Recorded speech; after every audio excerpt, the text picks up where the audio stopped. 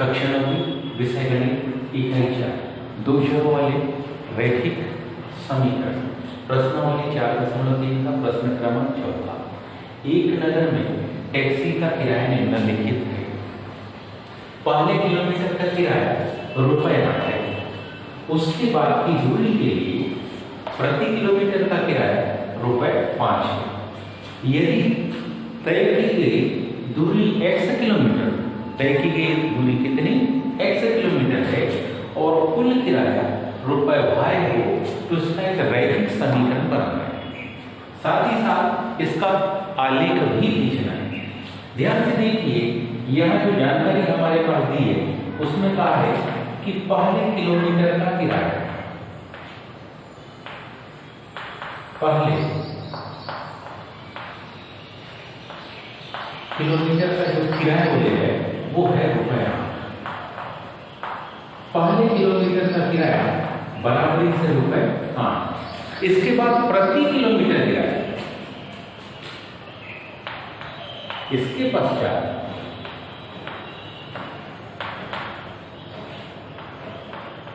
प्रति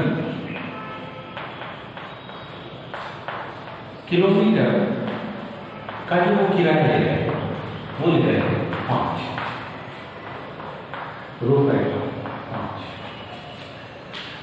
कंडीशन उन्होंने दी है कि उसने कुछ दूरी x किलोमीटर चले।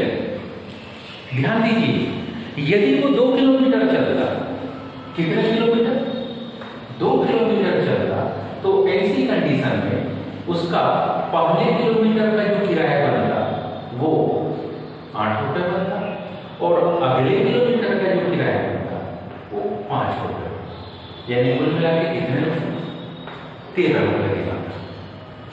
यदि वो 3 किलोमीटर चलता है तो ऐसी कंडीशन में पहले किलोमीटर का किराया उसको फिर ₹8 लगता और बाद के 2 किलोमीटर का जो किराया उसको लगने वाला है ₹5 प्रति किलोमीटर के हिसाब से 5 × 10 यानी कि कितने रुपए?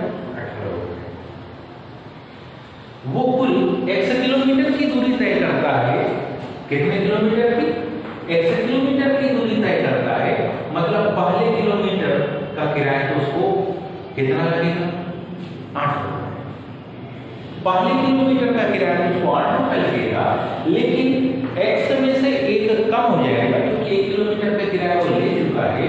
अब x में से 1 कम हो जाएगा तो वो हो जाएगा x ऋण 1 और इस x ऋण 1 किलोमीटर का जो किराया होगा उसमें 5 का गुणा हो जाएगा।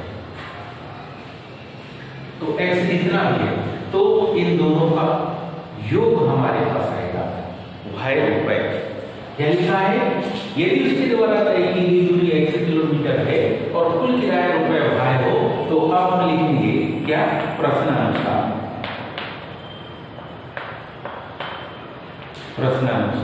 क्या लिखेंगे?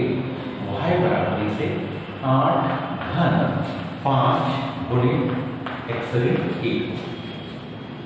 इसको हल करेंगे तो हमारे पास मान लेगा y बराबर से 8, 5 के x में गुना 5x ऋण 5। 8 में से 5 घट लेंगे तो मान लेगा y बराबर से 5x को पहले लिखते, 8 में से 5 को घटाने पर बना घन 3। ये समीकरण नंबर हमारे पास कौन सा बन गया? 1। अब इस समीकरण 1 में क्रमशः हम x के कुछ मानों को प्रतिस्थापित करेंगे और x के इन मानों को प्रतिस्थापित करने पर y के मान आएंगे। कौन से? समीकरण 1 में यदि हमने x के मान को प्रतिस्थापित किया कि वो 0 है,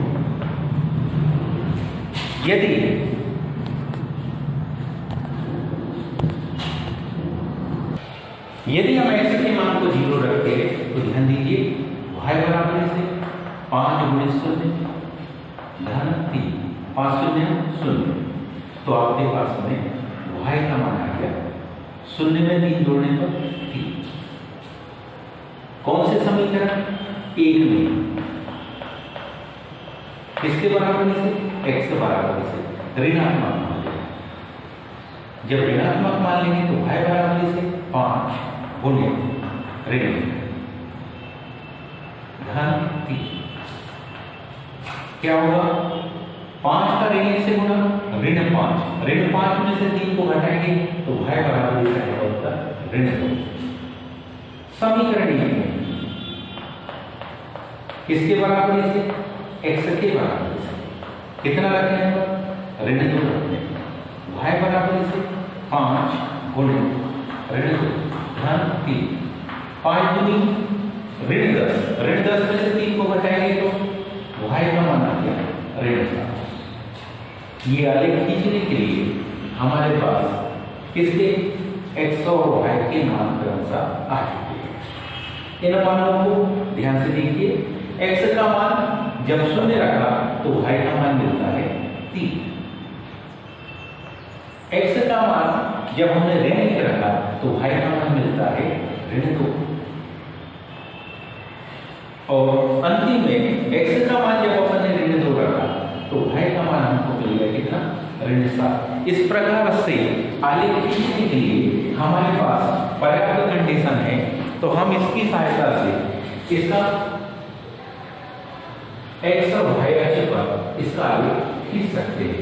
ये जो खड़ी रेखा है हम इसे सब जानते हैं कि ये कौन सी अक्ष है, y अक्ष। इस पर एक आड़ी रेखा हमने बनाई, ध्यान से देखिए, क्योंकि हमारे पास y के सबसे जो बड़ा अंक है वो ऋण 7 है, इसलिए हम x अक्ष को कुछ ऊपरी डायरेक्शन में ले रहे हैं ताकि इस पर आसानी से ऋण 7 को दर्शाया जा सके। ये हमारे पास x अक्ष है। अब यहाँ ये तो हो गया मूल बिंदु, क्या इसके दाहिनी तरफ हम क्रमशः बिंदु ले रहे हैं, धन 1 धन 2। इन बिंदुओं को भी थोड़ा नजदीक करेंगे ताकि आसानी से माना जाए 1 2 3 4, 1 2 3 4 और ये 5। इसी प्रकार 20 अक्ष के ऊपर हम लेंगे इन मानों को, ऋण 1 ऋण 2 ऋण 3 ऋण 4 ऋण 5 ऋण 6 ऋण 7।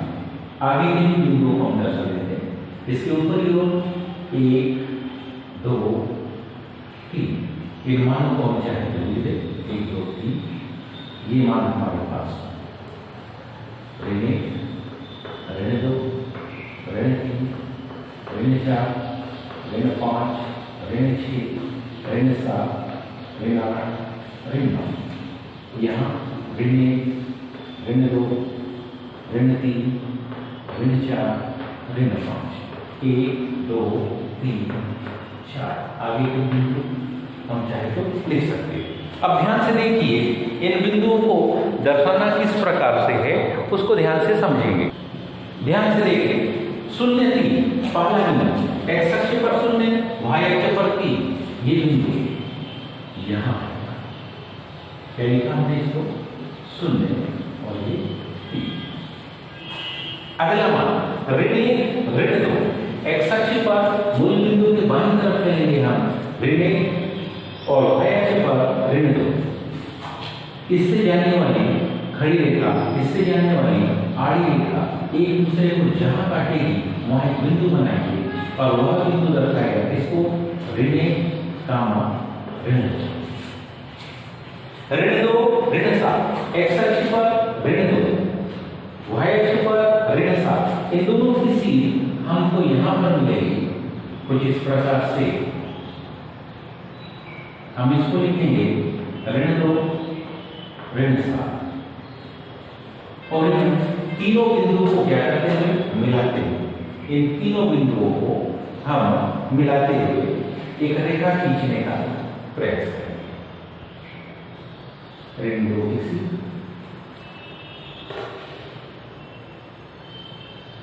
ध्यान से देखेंगे, ये रेखा एक सीधी सरल रेखा बननी चाहिए। ब्लैकबोर्ड पर कई बार इन बिंदुओं को आलेखित करते समय x और y अक्ष एक दूसरे के साथ 90 का एंगल नहीं बनाते। ऐसी कंडीशन में कई बार सारे बिंदु मिलना संभव नहीं होता, लेकिन ये गड़बड़ी ग्राफ में नहीं होगी। उम्मीद है ये सभी को समझ में आया होगा। आज के लिए इतना ही, शेष कल। धन्यवाद।